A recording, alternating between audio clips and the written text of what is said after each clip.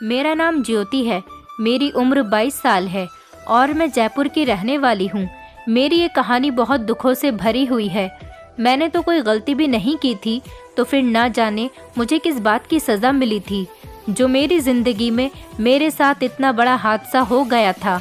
इस नर्क में आए हुए आज मुझे पूरा 1 साल हो गया था।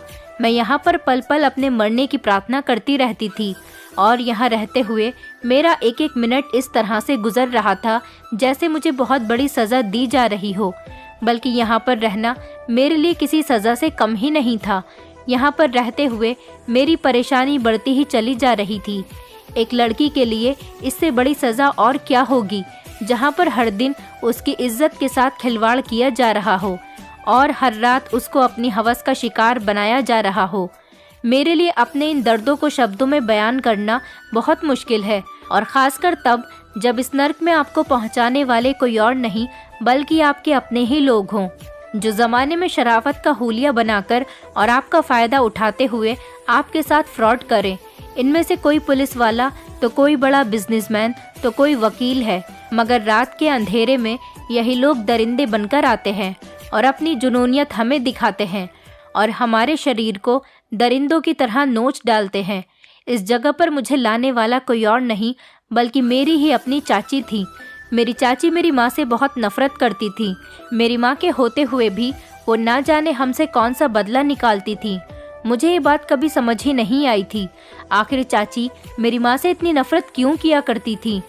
माँ के मरने के बाद एक दिन वो मुझे मेरी बुआ के घर ले जाने के बहाने अपने साथ घर से बाहर ले गईं और एक मोटी औरत के हवाले मुझे करके कहा कि आज से तुम्हारे पास रहेगी, इसके साथ जो करना हो कर लेना। मैं सबको कह दूंगी कि ये किसी लड़के के साथ भाग गई है। मैं हैरत से आंखें फाड़ कर चाची को देख रही थी। मुझसे कुछ कहा ही नहीं जा रहा था, बल्कि मुझे अपने कानों पर ही यकीन नहीं आ रहा था। मुझे नहीं लगता था कि मुझसे जलन रखने वाली मेरी चाची इस हद तक भी गिर जाएंगी। क्या वो मुझसे इतनी नफरत करती थी कि एक बार भी उन्होंने मेरे बारे में नहीं सोचा कि ना जाने वो औरत मुझे कहाँ पर लेकर चली जाएगी और मेरे साथ क्या क्या कर सकती है। वो मोटी सी औरत देखने में बहुत खतरनाक लग रही थी और उसने अपने मुंह में पान दबाया हुआ था। उस औरत ने चाची को बहुत सारे पैसे दिए और उसके बाद चाची मुझे छोड़कर वहाँ से जाने लगी और मैं उनके पीछे पीछे भागी, मगर मुझे कुछ आदमियों ने मजबूती से पकड़ लिया। मैं रोती रही, चीखती रही और चिल्लाती रही। चाची को जोर जोर से आवाज़ें देती रही, पर उन्होंने मुड़कर एक बार भी मुझे नहीं देखा। वो इतनी जालिम औरत थी, उनको मुझ पर थोड़ा भी तरस नहीं आया था। 2 दिन इसी तरह से गुजर गए थे। मैंने 2-3 दिन से कुछ खाया पिया भी नहीं था।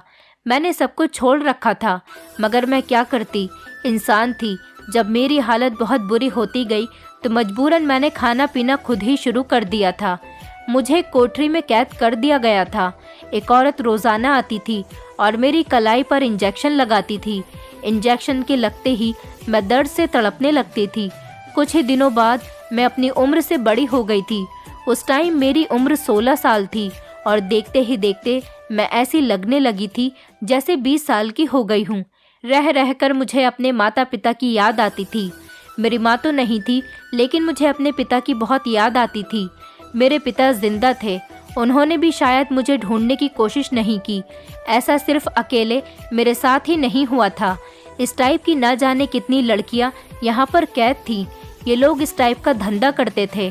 अब वो लोग मेरे साथ ही 15 लड़कियों को भी पकड़ कर लाए थे। ये बहुत बुरे लोग थे। कुंवारी लड़कियों को किडनैप करते थे और नए नए मर्दों के आगे हमें नोचने के लिए डाल देते थे, जो हमारे शरीर को बुरी तरह से नोच लेते थे। और इसके बदले इन लोगों को पैसा, बंगला, गाड़ियाँ और ना जाने क्या क्या मिलता था। ये सब मुझसे बर्दाश्त नहीं हो रहा था। मुझे बहुत दर्द होता था। मैं हमेशा दर्द में ही रहती थी। मैं फिजिकल और मेंटली दोनों तकलीफ से गुजर रही थी। मेरे पास और कोई रास्ता नज़र नहीं आ रहा था। मैं अपनी चाची को रोज़ बुरा भला कहती थी। आखिरकार वही औरत तो मुझे इस नर्क में फेंक कर चली गई थी। शायद मेरी बद्दुआ असर कर गई थी और मेरी चाची का किया उनके सामने आ गया था। चाची जी भूल गई थी कि उन्होंने जैसा मेरे साथ किया था, एक न एक दिन उनको किसी न किसी रूप में अपने किए की सज़ा भुगतनी ही थी। और ऐसा ही मेरी चाची के साथ भी हुआ था। कुछ दिनों बाद एक नई लड़की आई थी जिसे देखते ही मेरे पैरों तले से ज़मीन निकल गई थी, क्योंकि वो तो मेरी चाची की अपनी सगी बेटी थी जो दुल्हन की तरह तैयार थी, और वो लोग उस लड़की को भी कोठरी में फेंक कर चले गए थे। ऐसा लग रहा था जैसे आज उसकी शादी थी। उसे शादी के मंडप से कोई यहाँ पर उठाकर लेकर आ गया था। अब तो मेरी चाची की बहुत बदनामी होती। मेरी चाची की बेटी का नाम सपना था। सपना को यहाँ पर देखकर मुझे बड़ी खुशी महसूस हुई थी। मैंने खुद को समझाने की कोशिश की थी कि मैं इतनी बुरी कैसे बन गई थी कि मेरे ही सामने एक लड़की की ज़िंदगी बर्बाद हो रही थी और मैं उस पर तरस खाने के बजाय उस बेचारी पर खुश हो रही थी। तभी मैं अपने अंदर से उठते हुए सवालों का खुद ही जवाब देने लगी। मेरे साथ इतना बुरा होने के बाद भी क्या मेरे साथ अब भी अच्छाई की उम्मीद लगाई जा सकती? क्या मैं अब भी अपनी चाची और उनकी बेटी के बारे में अच्छा सोचती, जिन लोगों ने जीते जी ही मेरी ज़िंदगी को नर्क बनाकर रख दिया था? बल्कि मैं तो अपनी अच्छी भली ज़िंदगी में अपने मरने की प्रार्थना किया करती थी। अब देखना ये था कि अब मेरी चाची और उनकी बेटी का अंजाम क्या होने वाला था। अपने बारे में तो मैं खुद भी नहीं जानती थी कि आखिरकार मेरे साथ क्या होने वाला है। क्या कभी मैं इस नर्क से निकल पाऊंगी भी या नहीं? क्या कभी मेरी चाची का सच सबके सामने आएगा भी या नहीं? क्या मेरे पिता मुझे यहाँ पर ढूंढते हुए आएंगे या नहीं? बस यही सारे सवाल मेरे दिमाग में बुरी तरह से घूम रहे थे और मैं सपना को देखती जा रही थी और ये सब कुछ सोचती जा रही थी। तभी अचानक धीरे धीरे सपना को होश आने लगा था और थोड़ी देर बाद सपना को पूरी तरह से होश आ चुका था। और जैसे ही उसकी नज़र मुझ पर पड़ी तो उसकी चीख निकल गई और वो हैरान हो गई और वो मुझसे कहने लगी, ज्योति तुम यहाँ पर क्या कर रही हो ज्योति? और मैं अपनी पुरानी ज़िंदगी में खो गई थी, जब मैं अपने माता पिता की बहुत लाडली बेटी थी। मेरे माता पिता मुझे बहुत प्यार किया करते थे। मैं उनकी इकलौती बेटी थी और मैं ही उनका सब कुछ थी। हम लोग जॉइंट फैमिली में रहते थे, मेरे माता पिता और मैं, और हम लोगों के अलावा मेरे चाचा चाची और उनके बच्चे भी हमारे घर में ही रहा करते थे और हमारे दादा दादी भी रहते थे। हम सब लोग लगभग 8-9 लोग थे और सब लोग एक ही घर में इकट्ठे रहते थे। हमारा घर नए टाइप का बना हुआ था और हमेशा मेरे पिता घर में नई तरह से कोई ना कोई काम करवाते रहते थे। हमारा घर बहुत बड़ा एक बंगले के जैसा था। ये नहीं कह सकते थे कि हम सब लोग काफ़ी मोहब्बत के साथ रहा करते थे। मेरा परिवार काफ़ी अमीर था, लेकिन ना जाने क्यों हमारे घर में बड़ों बड़ों के बीच कुछ संबंध अच्छे नहीं रहते थे। दादा दादी ने बहुत कोशिश की कि उनके सब बच्चे एक साथ और प्यार मोहब्बत से रहें, लेकिन वो हमेशा ही इस काम में नाकाम रहे। सब लोग एक घर में एक साथ तो रहते थे, लेकिन दिलों में काफ़ी दूरियां थीं। हर कोई एक दूसरे से दूर दूर रहता था। मेरे चाचा की बेटियों और मुझ में थोड़ी बहुत फ्रेंडशिप थी, मगर हमारे पेरेंट्स एक दूसरे से रूठे रूठे और खिंचे खिंचे रहते थे। दादा दादी के मरने के बाद हमारे घर में हमेशा ही लड़ाइयाँ रहने लगी थीं। इसी का सल्यूशन करते हुए हमारे बड़े से बंगले के हिस्से बंटवारे हो गए। आधा बंगला मेरे पिता के नाम हो गया और आधा मेरे चाचा के नाम पर हो गया था और हम लोगों के पोर्शन अलग अलग हो गए थे। मेरे पिता और चाचा की आपस में तो बनती थी, लेकिन मेरी माँ और चाची, इन दोनों के बीच में हमेशा लड़ाइयाँ रहती थीं और वो एक दूसरे से खूब नफरत किया करती थीं। एक दिन मैंने अपनी माँ से पूछा कि माँ, आखिर ऐसी क्या बात है जो चाची आपसे और मुझसे इतनी नफरत करती हैं और बात बात पर लड़ाइयाँ करती रहती हैं और मुझे भी छोटी से छोटी बात पर डांटती रहती हैं और सबके सामने मेरी फ़ौरन इंसल्ट कर देती हैं। आप तो चाची की बेटियों के साथ अच्छी तरह से बिहेव करती हो, तो फिर वो मेरे साथ ऐसा रिएक्ट क्यों करती हैं कि जैसे उन्हें मुझसे सबसे ज़्यादा नफरत है। तब मेरी माँ कुछ देर तक खामोश रही और ना जाने क्या सोचने लगी। फिर थोड़ी देर के बाद कहने लगी, देखो ज्योति, तुम हमेशा मुझसे ये सवाल पूछती रहती हो और मैं हर बार ही तुम्हें टाल देती हूँ। अब तुम बड़ी हो गई हो और समझदार हो गई हो, इसीलिए मैं सब कुछ तुम्हें बताना चाहती हूँ, मगर तुम इस बारे में किसी को मत बताना, क्योंकि मैं आज जो तुम्हें बताने वाली हूँ शायद उसे सुनकर तुम्हें भी बहुत हैरानी होगी। तुम्हारे पिताजी और तुम्हारी चाची सोनाली, ये दोनों एक साथ ही एक ऑफिस में नौकरी किया करते थे और इन दोनों का आपस में रिश्ता भी तय हो गया था। इन दोनों की फैमिलीज ने आपस में ही रिश्ता फिक्स कर दिया था, लेकिन ये बात तुम्हारे पिता को नहीं पता थी, सिर्फ बड़ों बड़ों में ही बात हो गई थी। तभी से ही तुम्हारी चाची तुम्हारे पिता को अपना फियांसे समझती आई थी। मगर तुम्हारे पिता ने इस बात में शुरू से ही कोई इंटरेस्ट नहीं लिया था और ना ही तुम्हारी चाची को कभी लिफ्ट करवाई थी। तुम्हारी चाची मेरी बहुत पक्की फ्रेंड थी। हम दोनों बचपन से ही एक दूसरे के साथ रहे थे और एक जैसे स्कूल से लेकर एक ही यूनिवर्सिटी तक साथ पढ़े थे। जब तुम्हारे पिता ने मुझे देखा तो उन्होंने ये फैसला कर लिया कि वो तुम्हारी चाची के साथ शादी नहीं करेंगे, बल्कि वो सोनाली को पसंद नहीं करते और उन्होंने कहा कि मेरी शादी ज्योति के साथ करवाई जाए। तुम्हारे दादा दादी ने तुम्हारे पिता को बहुत समझाया और हर तरह से उनके साथ सख्ती की, मगर तुम्हारे पिता अपने माता पिता के बहुत लाडले बेटे थे। उनकी पहली औलाद थे, इसलिए तुम्हारे दादा दादी अपने बड़े बेटे से बहुत प्यार किया करते थे। तुम्हारे पिता अपनी बात पर डटे रहे थे। धीरे धीरे ये बात सब लोगों में फैलती चली गई और जब ये बात सोनाली को पता चली तो वो गुस्से से पागल हो गई थी और मेरी अपनी बेस्ट फ्रेंड मेरी दुश्मन बन गई थी। वो ये बात सुनते ही मेरे घर पर मुझसे लड़ने के लिए पहुंच गई थी और उसने मुझ पर यह इल्ज़ाम लगा दिया कि मैंने उसके फियांसे को अपनी अदाओं से भड़काया है। मैं इस इल्ज़ाम पर बुरी तरह से गुस्से में आ गई थी। मुझे तो खुद इस बारे में पता नहीं था कि तुम्हारे पिता सोनाली को पसंद नहीं करते और उससे शादी नहीं करना चाहते। मैंने सोनाली को बहुत यकीन दिलाया कि मैंने तो कभी मुकुल से अकेले में बात तक नहीं की, न मुझे कुछ उसके बारे में पता है। मगर सोनाली ने मेरी बात का यकीन नहीं किया और उधर मुकुल ने अपने पेरेंट्स को इतना मजबूर कर दिया कि वो लोग मेरा रिश्ता लेकर मेरे घर चले गए। तब भी मेरी माँ ने इस रिश्ते के लिए साफ इनकार कर दिया था कि हमारी बेटी इस रिश्ते के लिए तैयार नहीं है और वो ये शादी करना नहीं चाहती। मेरी माँ को ये बात पता थी कि मेरी दोस्त का रिश्ता पहले ही इस लड़के के साथ लग चुका है, तो फिर न जाने क्यों वो मेरे लिए रिश्ता लेकर मेरे घर पर आया था। मैंने भी अपनी माँ से कहा कि आपने सही फैसला किया, मगर मुकुल ने अपना फैसला नहीं बदला।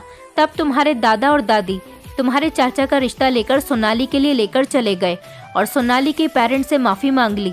उन्होंने सोनाली के पेरेंट्स से कहा कि हम अपने बेटे की जिद के आगे मजबूर हैं, इसलिए हम अपने छोटे बेटे का रिश्ता सोनाली के लिए लेकर आए हैं ताकि आप लोग भी राज़ी हो जाएं और हमारा बेटा जो हमें मरने की धमकी दे रहा है वो भी नाराज़ न हो। सोनाली के पेरेंट्स को इस बात से कोई एतराज़ नहीं था। वैसे भी उसके पेरेंट्स तुम्हारे पिता से ज़्यादा तुम्हारे चाचा को पसंद किया करते थे। तुम्हारे चाचा भी बहुत पढ़े लिखे और समझदार इंसान थे और देखने में भी काफ़ी हैंडसम थे। तुम्हारे पिता से ज़्यादा सब लोग तुम्हारे चाचा को पसंद किया करते थे क्योंकि तुम्हारे चाचा का बिहेवियर हंसी मजाक वाला था और तुम्हारे पिता का बिहेवियर बहुत सीरियस था। मगर सोनाली के पेरेंट्स को ये नहीं पता था कि उनकी बेटी मुकुल से प्यार करती है। जब तुम्हारे चाचा के लिए सोनाली का रिश्ता एक्सेप्ट कर लिया गया तो मेरे पेरेंट्स को भी उसके बाद इनकार करने की कोई वजह नज़र नहीं आई।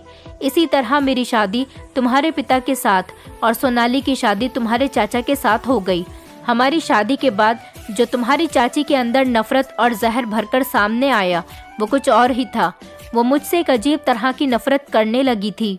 उसने हर पल मुझे अपना दुश्मन समझ लिया था और हमेशा मेरे साथ बातों में जहर उगला करती थी। शादी के शुरू के दिनों में तो मैंने उसको बहुत बर्दाश्त किया था। मुझे लगा कि सोनाली तुम्हारे चाचा के साथ अपनी ज़िंदगी की नई शुरुआत कर लेगी और अपनी पुरानी ज़िंदगी को भूल जाएगी, मगर ये सब मेरे लिए बड़ी भूल साबित हुआ था। सोनाली के दिल में हमेशा मुकुल के लिए बदले की आग थी जो कभी ठंडी नहीं हो सकी। वो अपने दोस्त को अपना सबसे बड़ा दुश्मन मान बैठी थी और हमेशा मुझसे जलन रखा करती थी। वो नहीं चाहती थी कि मुझे कभी औलाद हो, मगर जब तुम पैदा हुई तो उसके तो तन बदन में जैसे आग ही लग गई हो। तुम्हारे पैदा हो जाने के बाद जब तुम्हारे पिता तुमसे प्यार किया करते थे तो तुम्हारी चाची तुम बाप बेटी को हमेशा घूर कर देखती थी।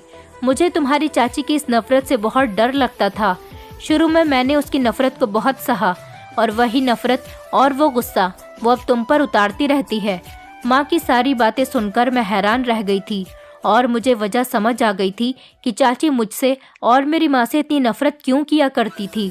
मगर मुझे पता नहीं था कोई अपनी नफ़रत की आग में इस हद तक भी जा सकता है कि किसी दूसरे की बेटी की इज्जत का भी सौदा कर सकता है। हाँ, ये नफ़रत ही तो थी जो चाची ने मेरा सौदा किया और मेरे बदले में पैसे ले गई थी, वरना उन्हें पैसे की तो कोई कमी भी नहीं थी। और पता नहीं चाची ने मेरे पिताजी को मेरे बारे में ऐसी कौन सी झूठी कहानी सुनाकर मुझसे मेरे पिता को मेरा दुश्मन बना दिया था।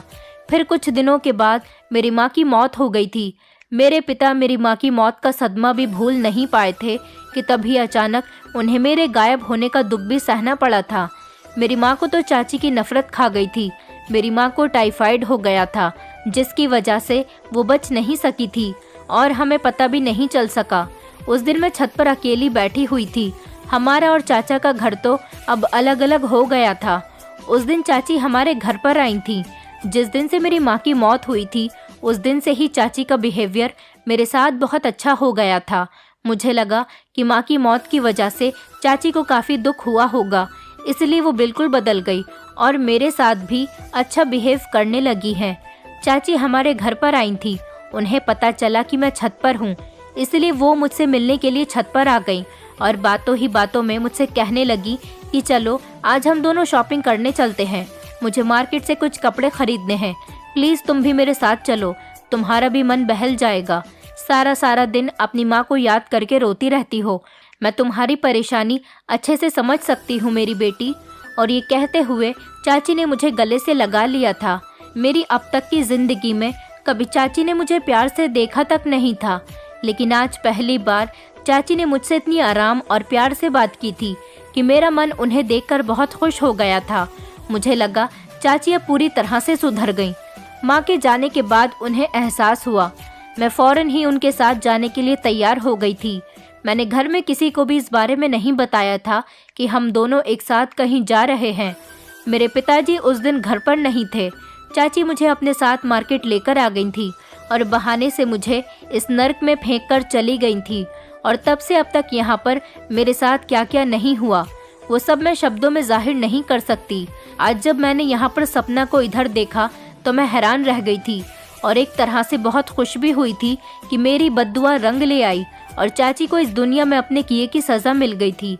सपना जो चाची की सगी बेटी थी और चाची की सबसे लाडली और छोटी बेटी थी। सपना का हुलिया देखकर साफ लग रहा था कि आज उसकी शादी होने वाली थी या फिर उसे शादी का झांसा देकर यहाँ पर लाया गया। उसके साथ कुछ न कुछ तो फ्रॉड किया गया था, जिस वजह से वो आज यहाँ पर थी।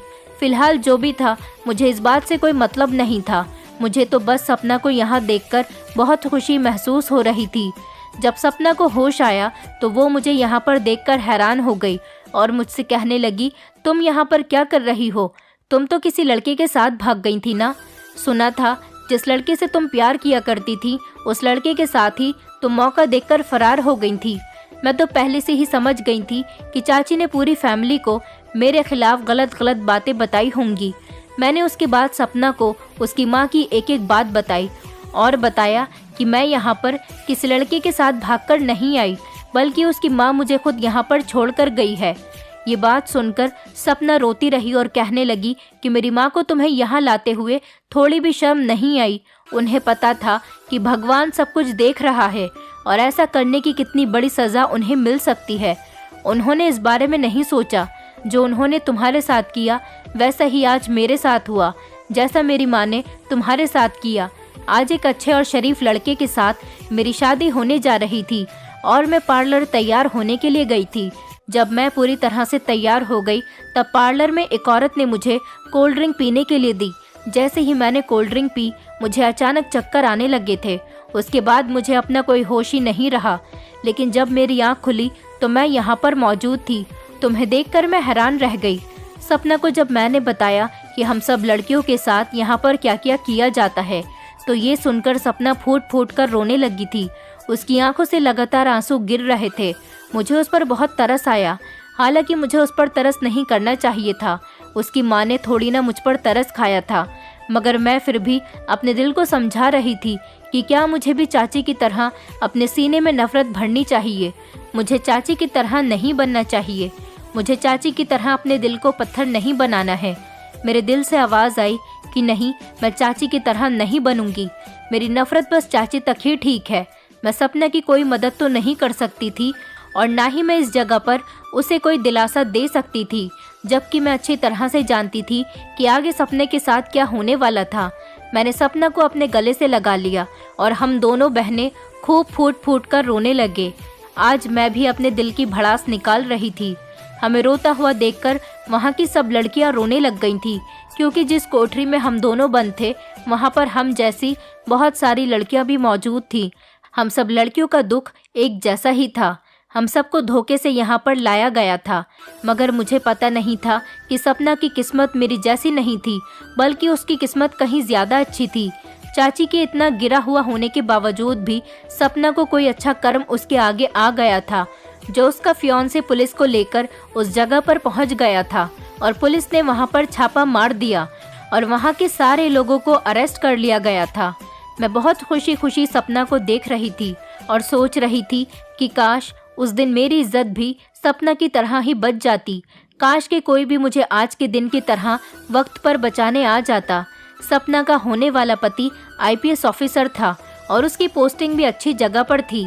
जब सपना पार्लर से गायब हुई और पार्लर वालों ने यही कहा कि ये लड़की हमारे पार्लर से तैयार होकर किसी गाड़ी में बैठकर चली गई थी, तभी सपना के होने वाले पति को शक हो गया था और उन्होंने बाहर सड़क पर लगी हुई सीसीटीवी फुटेज में सपना को पार्लर से बाहर निकलते हुए देख लिया था।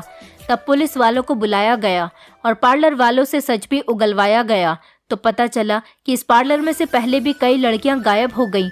पार्लर में लड़कियों को कोल्ड ड्रिंक में नशे की दवाई देकर बेहोश कर दिया जाता था और पार्लर के पीछे वाले रास्ते से कोठे वाले लोगों के हाथ बेच दिया जाता था। लड़कियों का सौदा करने के बाद पार्लर वालों को काफ़ी सारे पैसे भी दिए जाते थे। इतने ज़्यादा पैसे मिलने पर उन लोगों ने अपने बिजनेस को काफ़ी आगे बढ़ा दिया था। ये पार्लर के नाम पर एक तरह का गलत काम हो रहा था। पार्लर वालों के लोगों की वजह से ही सपना का होने वाला पति अपने पुलिस की पूरी टीम के साथ मिलकर यहाँ पर पहुँच गया था।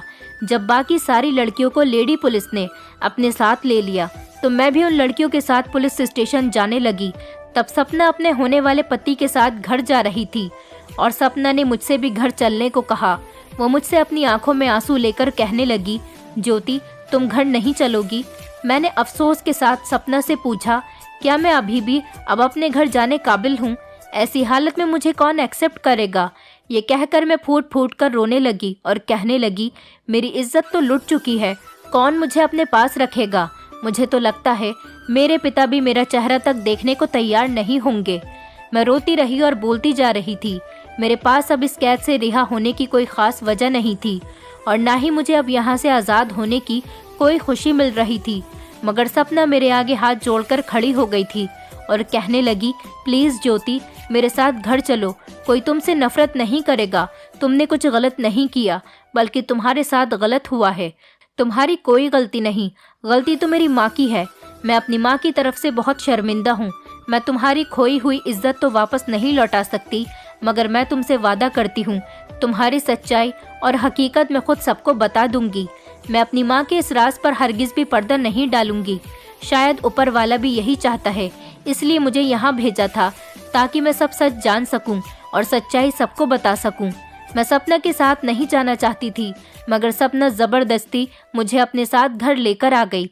जैसे ही हम घर के अंदर गए तो चाची रोती हुई भागकर अपनी बेटी के पास आ गई और गले से लगाना चाहा, मगर सपना ने उनको धक्का देकर पीछे कर दिया। तब चाची परेशानी से अपनी बेटी के चेहरे की तरफ देखने लगी। जैसे ही उन्होंने मेरी तरफ देखा तो वो बुरी तरह से हैरान हो गई थी और उनके चेहरे पर पसीना साफ नजर आ रहा था। सपना ने कहा, आओ ज्योति। ये सुनकर चाची चौंक कर मेरी तरफ देखने लगी। चाची के साथ साथ सब लोग मुझे देखकर चौंक गए थे। मैंने एक नफरत भरी नज़र जब चाची की तरफ डाली और दूसरी तरफ मैंने अपने पिता को देखा, जो शायद सपना के गायब होने का सुनकर अपने भाई को दिलासा देने के लिए उनके घर पर बैठे हुए थे, क्योंकि मेरे पिता इस दुख से अच्छी तरह से गुजर चुके थे। एक दिन उनकी बेटी भी सपना की तरह ही गायब हो गई थी। उन्हें अच्छी तरह से ये एहसास था कि बेटी जब घर से गायब हो जाती है तो माता पिता किस परेशानी में आ जाते हैं। मैं एक उम्मीद से अपने पिता की तरफ देख रही थी।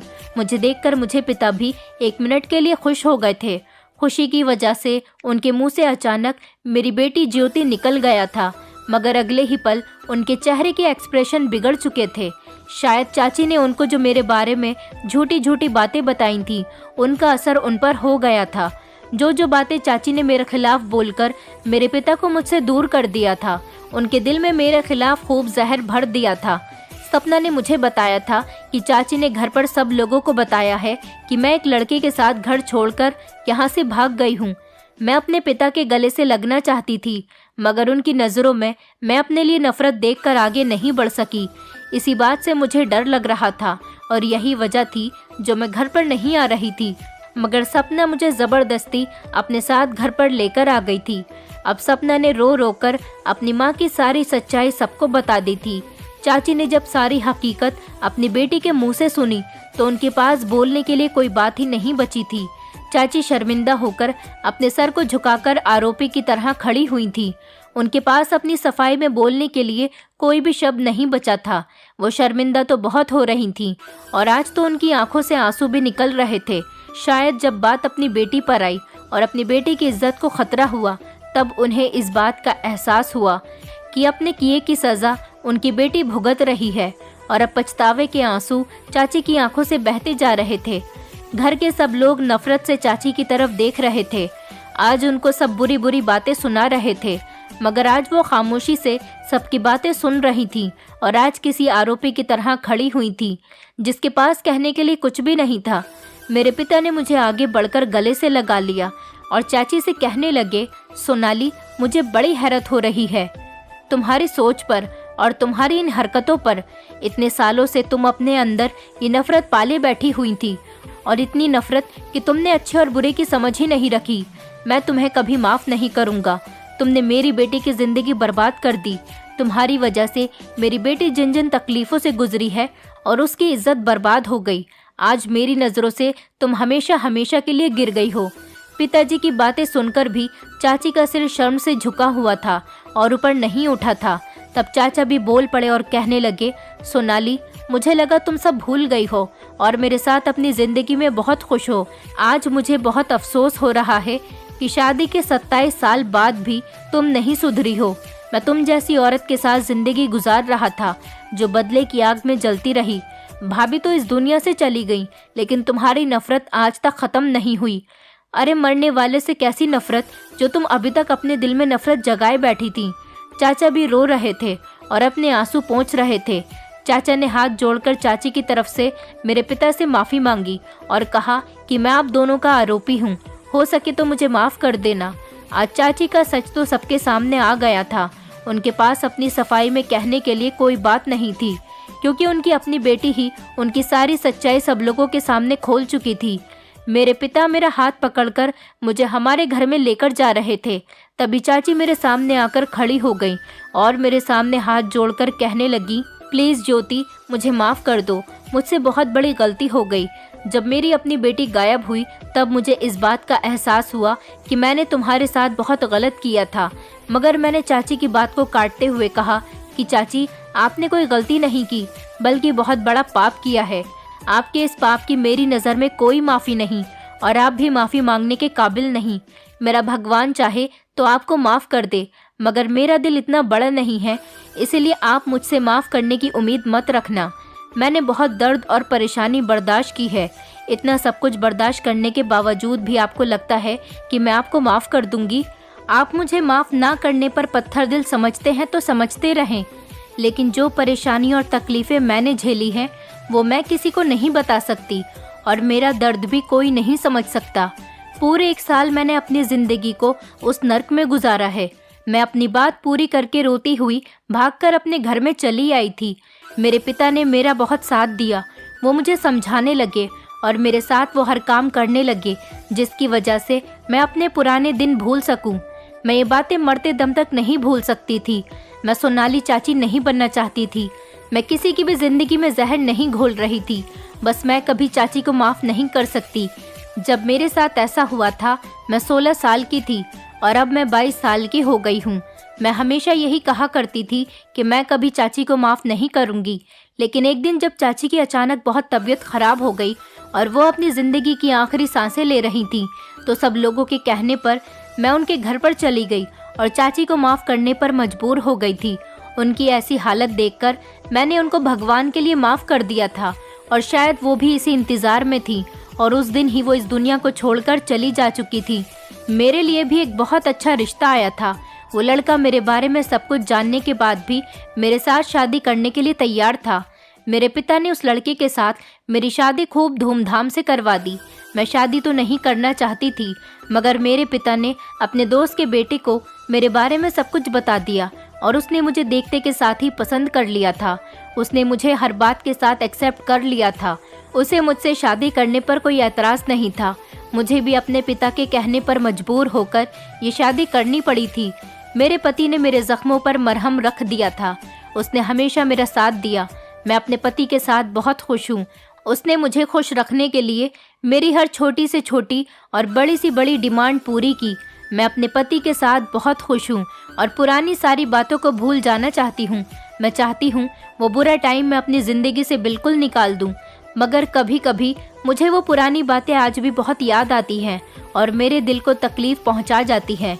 मेरे सीने में एक अजीब सा दर्द उठता है और लगातार मैं यही प्रार्थना करती हूँ कि भगवान हर बेटी की इज्जत को महफूज रखे। किसी की ज़िंदगी में कोई ऐसी सोनाली न हो जो मेरी ज़िंदगी में आई थी, क्योंकि ज़रूरी नहीं है कि हर बार ज़िंदगी दोबारा मिल जाए। कभी कभी हमें अपनी ज़िंदगी जीने का मौका भी नहीं मिल पाता। शायद उस दिन मेरी तरह सपने के साथ भी यही होता जो सब मेरे साथ हुआ था। लेकिन सपना एक अच्छी लड़की थी। वो अपनी माँ की जैसी बिल्कुल भी नहीं थी, इसलिए शायद उसकी किस्मत रंग ले आई थी और वो बच गई थी, और साथ साथ उसने मुझे भी बचा लिया था। उसकी वजह से ही चाची की सारी सच्चाई पूरे परिवार के सामने खुलकर आ गई थी। शायद मैं कभी उस नर्क से ना निकल पाती, लेकिन भगवान जो चाहता है वो होकर ही रहता है। मैं चाहती हूँ कि आप लोग भी अपनी बेटियों का ख्याल रखें और किसी के बदले का शिकार न होने दें। दोस्तों, उम्मीद करती हूँ आपको हमारी कहानी पसंद आई होगी। कहानी पसंद आई है तो वीडियो को लाइक करें, चैनल पर नए हैं तो चैनल को सब्सक्राइब करें और हाँ, नोटिफिकेशन बेल को ज़रूर दबाएं ताकि अगली अपडेट सबसे पहले आपको मिले।